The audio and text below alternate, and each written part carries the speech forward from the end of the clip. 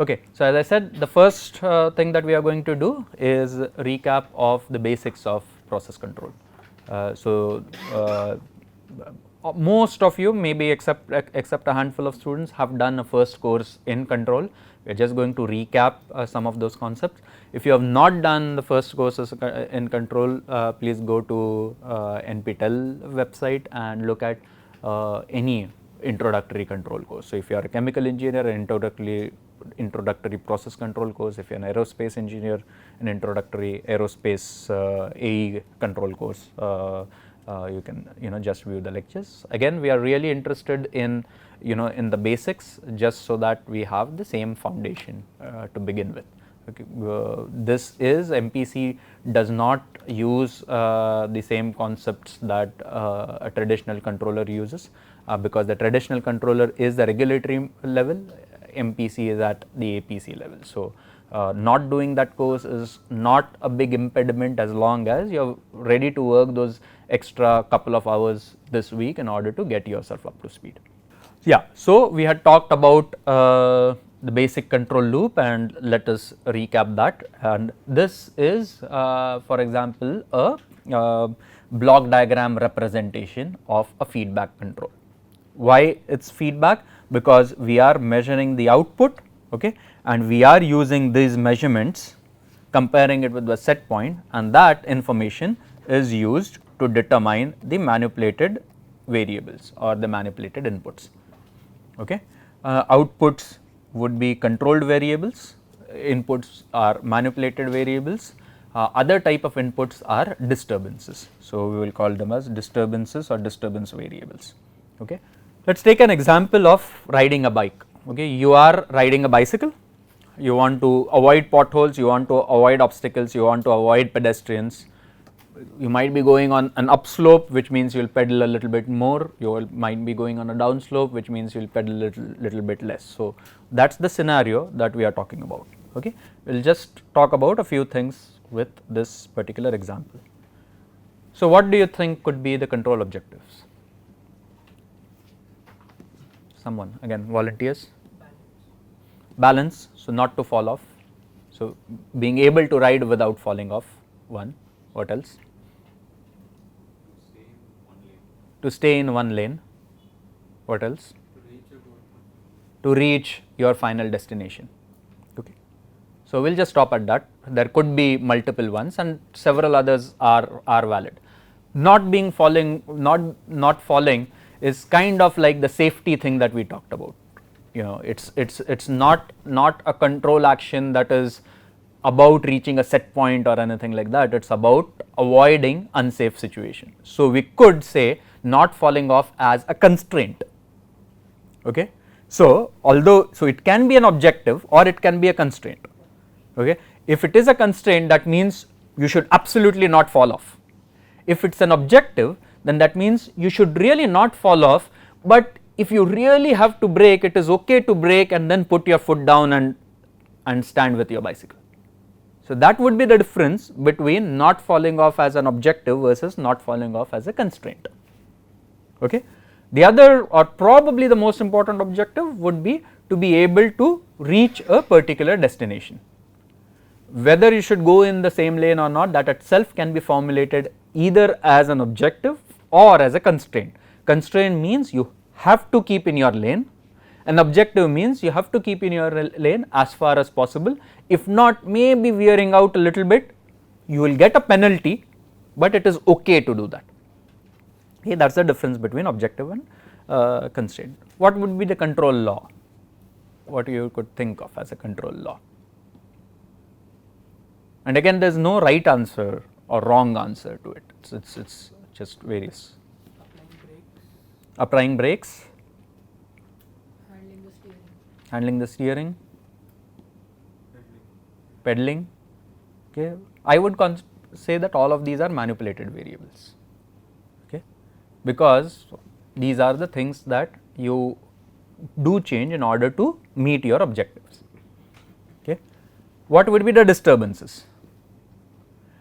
Because we have formulated the control objective as reaching a particular location, there isn't exactly a set point. So, it is an end goal tracking problem, it is not a set point tracking problem. Okay, it's a slightly different type of a problem, but that doesn't matter. I mean, we are really more concerned about definitions, and we have the same basic definitions. Disturbances. What could be disturbances? Closed off roads. Other vehicles. What about potholes? Right. Speed breakers.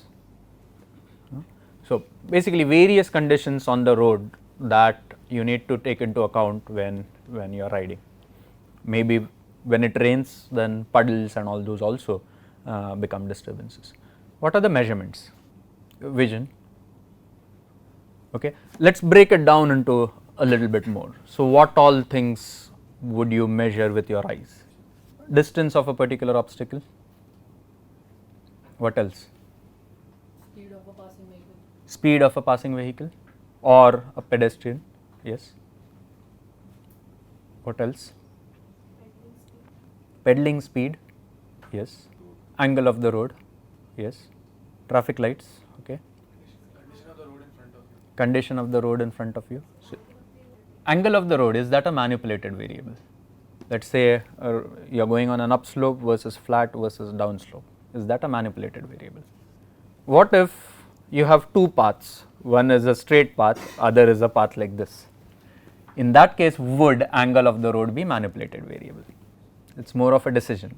How do you actually go to this path or that path?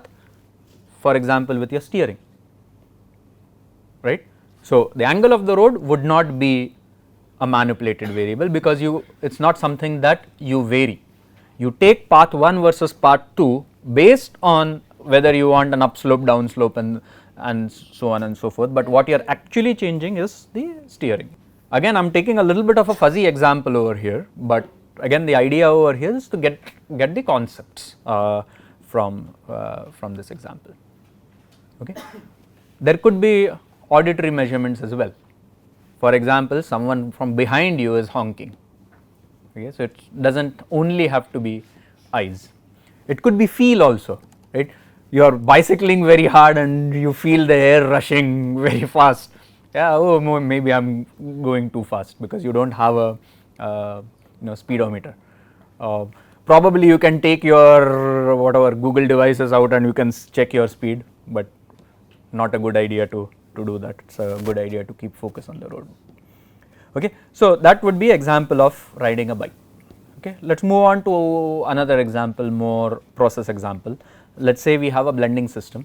Okay, what we want to do is we want to get a certain concentration of A. You have a concentrated mixture of A and B, and you are diluting it by adding pure B. Okay, so you have a mixture, you have pure B, and you are getting another mixture out. Okay, and you are going to want to design a control system for that. So what are the inputs to the system? So mixture, the A plus B mixture, there are two inputs. One is F1, that is the flow rate, another is the concentration of A in that mixture. What else? Same with B also. So the flow rate of B. What else are inputs? Stirring speed. Okay, we will assume that it is a very well stirred system. That is an assumption that we typically make in chemical engineering, but yes, if it is a very viscous sort of a system, yes, stirring speed would also be a manipulated variable. What else? We will assume it to be isothermal, but yes, in a case where the temperatures are different, temperatures would also be inputs. F1, X1, F2. What else? Height of the fluid will affect, but is that an input? It is a consequence of changing the flow rates. So it is not an input. So maybe that is an output.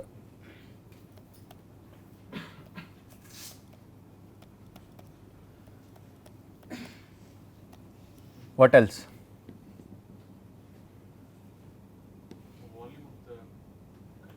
Yeah, volume and H are the same because volume is just H multiplied by A, but right, yes. What about FO, F out? Is that an input or an output? So how many say input, how many say output? Input, show of hands, 1, 2, 3, 4, 5, 6, 7, not tentative, right? It's okay to be wrong. proper show of hand. How many say output? Okay. Why do you say input? Somebody who raised their hand for input. How much is coming out is something that is in your hand to change. Why do you say output? Yes, composition is something that is determined by the overall process. What about FO? We'll assume that there are valves over here. I have just not shown. Let me do that. Good point, but yeah.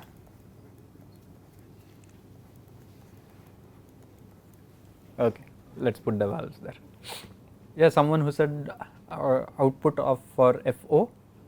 FO is also controlled by F1 and F2. So again, so let me just answer, it actually depends. For example, in most control systems, FO will also be an input. Why? Because you will have a valve that you will be able to change. Okay. In several control systems, it will not be an input if, for example, you do not have a valve that you can change. In that case, the height of the liquid column will determine what the FO is. Okay. So, FO can be an input or can be an output. Okay, let us consider the case where FO is an input itself, okay, where you can possibly manipulate it, okay, and as he had said XO is an output. Okay. This is especially important for chemical or mechanical engineers to understand. There is a difference between input to a control system and an inlet to an actual reactor. Okay. This is an outlet stream.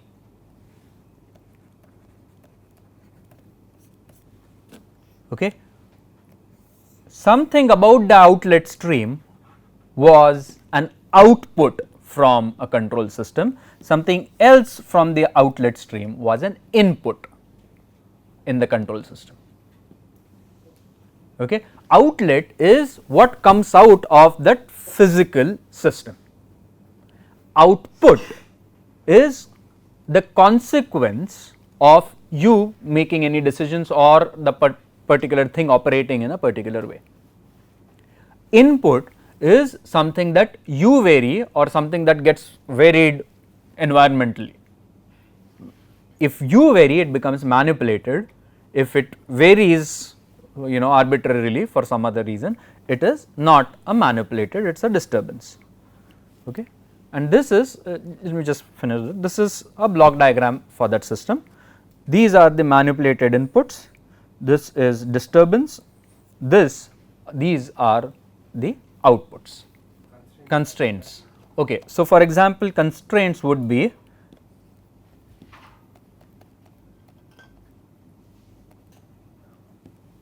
this would be a constraint. Flow rate cannot be less than 0. Capacity of the container. Yes.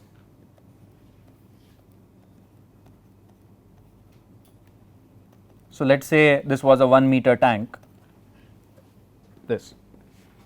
these are constraints.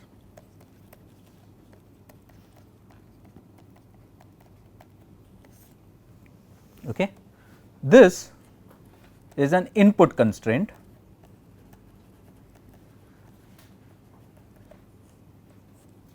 This is an output constraint.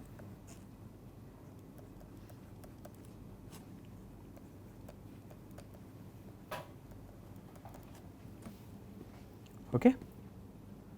Composition of mixture A plus B is also an input constraint. It is not an input constraint, it is in this case it is a disturbance.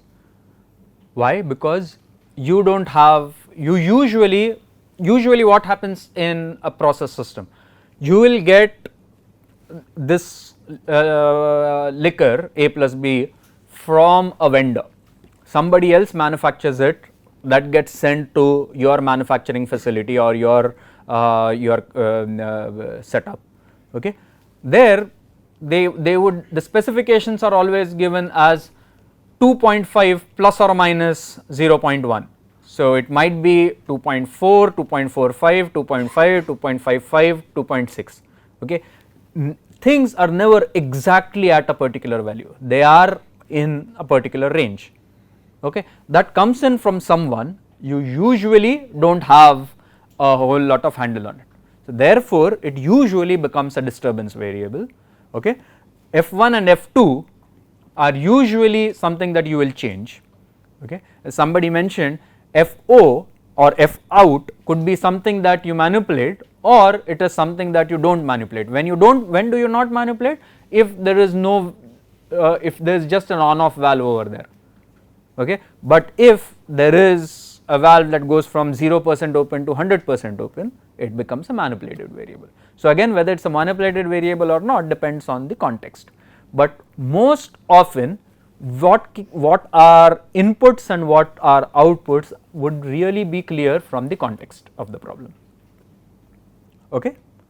So, that is the definitions that we are going to use of manipulated variables, controlled variables, disturbance variables, okay.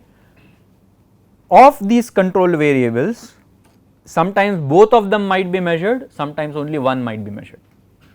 So, you could possibly have measurement of just the height and not of the composition, and then you would have to use an observer to figure out what that composition is, or sometimes you will have measurements of both height and compositions.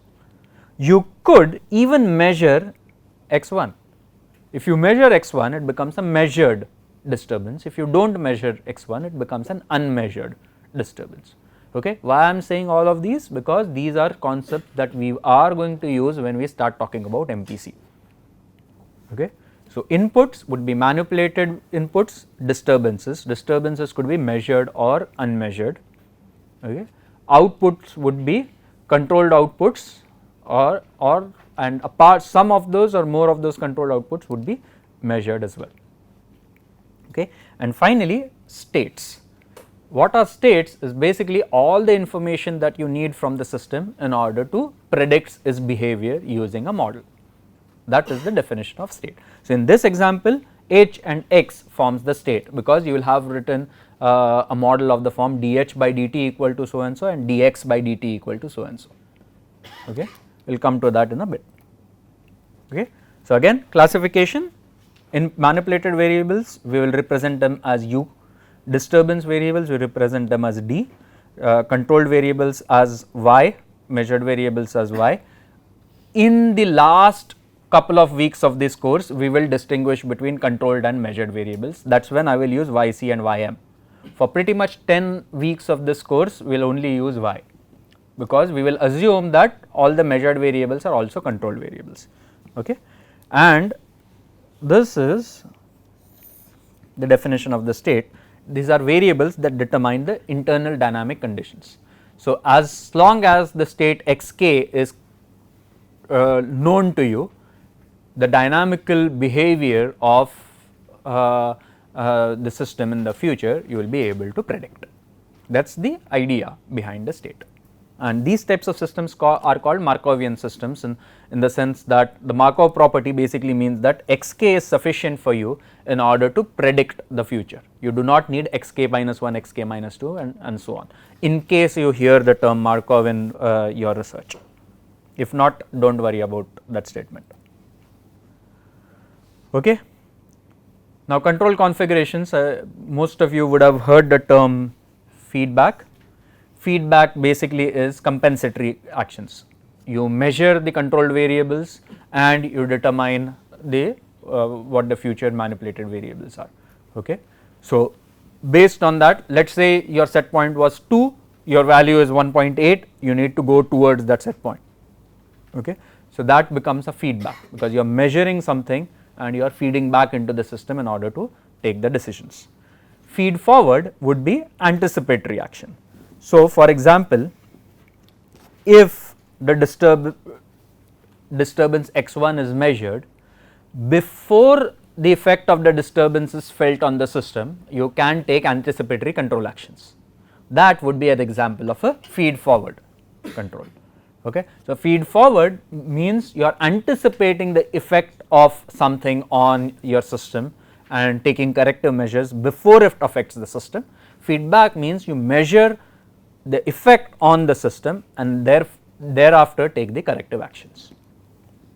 Okay, again these are something that have been covered in your control course. Feed forward feedback basically means that it combines the elements of both feed forward and feedback control. And inferential is something that we talked about. Let us say you are interested in controlling the composition, but you are measuring only temperature and pressure, or you are only measuring the height. Okay, so you are inferring the concentration and then you are trying to control it. Okay, again inferential control, we will come to that in the week 10 or week 11 of this course. Okay, so pretty much for the most part of the course you do not have to really worry too much about it. Okay, MPC in general, we really usually don't talk about feedback and feed forward. It has components of both feedback and feed forward. Why does it have feedback? Because you measure the behavior, you do the estimation and you use the estimates in order to predict the future. Why does it have feed forward? Because it is a model based system. So, if a disturbance variable is measured, you can predict its effect on the overall system and take corrective measures. Okay. So, we usually do not talk about MPC in context of feedback and feed forward, but MPC could or would have components of both feedback and feed forward. Okay. Let us take the example of the blending system. So, what you can maybe do in the book, in your books or something is classify A, B, C, D whether they are feedback or feed forward. Okay. AC is controller. Okay, AT is transmitter. Transmitter basically means a measuring device which gives the information to a controller. Okay, maybe just spend a couple of minutes to figure this out and then we will discuss. A would be measuring the concentration. So, you are measuring the concentration and based on that you are manipulating the valve. So, A, is it feedback, feed forward or combined? Feed forward. Okay, because you are measuring the concentration of the inlet and taking actions, predictive actions before it affects the overall system. What about the second case? Feedback, yes, okay, because you are measuring the consequence of your control actions, you are measuring the consequences of everything after it has gone through the entire process. Okay, so this is feedback. What about the third case, case C? Feed forward, feedback, feed forward. Okay. It does not matter whether you are manipulating this guy or you are manipulating this guy. Okay. Irrespective of that, you will see over here feed forward is this measurement affecting or being used to manipulate any of these. This would be feed forward, okay, and the other one, if you are using any of this,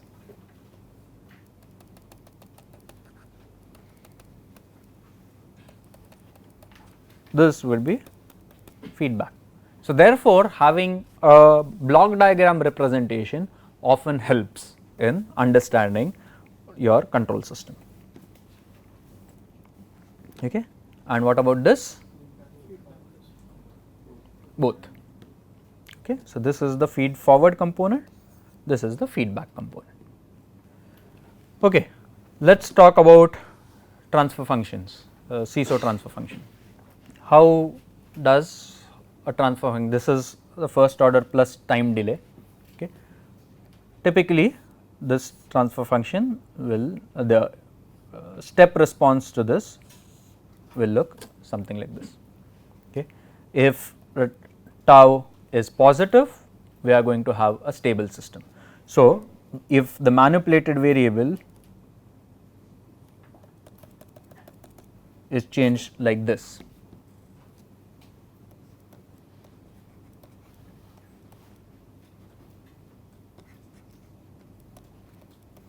if you give step change to the input, this will be how your output looks like. This time delay is theta, okay. Thereafter there is a first order response. Okay. We have talked about poles, zeros and gain. K is the gain, okay, right. What is the pole of this system? Minus 1 by tau, okay, and because the pole is negative, therefore, the overall system is stable. Okay. Second order system. So, lot of times you would have studied a second order system like this, okay, where tau is the time constant, zeta is damping coefficient. Okay. So, what happens over here is, depending on the value of zeta, you will either get a behavior like this or you will get a behavior like this. Why do you not get a behavior where this keeps increasing or an unstable behavior? Okay, let us talk about a more general case. When will you get an unstable behavior? So, when will you get a behavior like this? Most of you said this just half a minute back. When the pole is on the right half plane, right, okay. Why? Because the right half plane, so if P1 and P2 are the poles, okay, you will have a component P1t and e to the power P2t. If P1 and P2 are both negative, then it is stable. If any one of them is positive, it is unstable, okay. If they are complex conjugate, it will be oscillatory. If they are complex conjugate with a negative real part, it is oscillatory but stable like this. Complex conjugate with a positive real part, oscillatory but unstable, okay. And then you have the 0. What if the 0 is negative? What do you get? Inverse response, okay. 0 is negative basically means that you will, let us say you will get a response of this nature where this is the inverse response, okay. What if the 0 lies between the two poles or before the first pole? Any idea?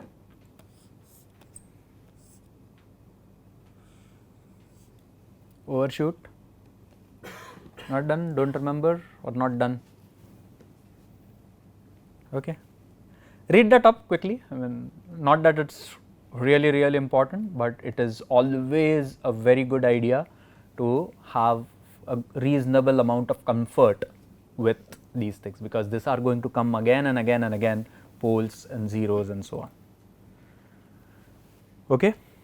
MIMO systems. Typically, when 90% of the UG courses, MIMO systems are not the only thing. The only thing I remember when I was a student or when I have taught, I have never taught a UG control course. I have only been a teaching assistant when I was a student. The only time we have looked about MIMO is how to get a decoupler and how to have multiple CISO loops. MIMO is much more than that, okay. MIMO is lot of times about the interaction between multiple channels, and we will talk about that when we talk about MPC, okay. With respect to MIMO, I will not assume any prior knowledge, okay. So, if you do not remember a whole lot about MIMO, not a problem, okay. And most important thing, MIMO is not M multiplied by N CISO, okay. We are not going to cover MIMO in that way. MIMO basically is a independent M by N system, and this is something that we had covered earlier. Just as a recap, I will quickly go over in 2 minutes. Hierarchy of control, advanced process control or MPC is going to sit in this particular layer. Regulatory control, these are your PI loops, PID loops, okay. Advanced process control, for example, you want to maintain various values at the set point. You want the distillate at its set point, you want the bottoms at a set point, you want to minimize the amount of energy that goes into this heating. All of these three things you want to handle, and you want to handle this in a MIMO sense. There are 4 controlled variables, 4 manipulated variables, everything is in the MIMO sense. How do you do the control? That is what we are going to talk about in this course. In the next 12 weeks, that is what we are going to talk about. Scheduling and planning is even higher level, and this is basically daily to monthly basis based on the feedstock, based on the overall demands. How do you determine the interaction, the various flows operation of this overall system.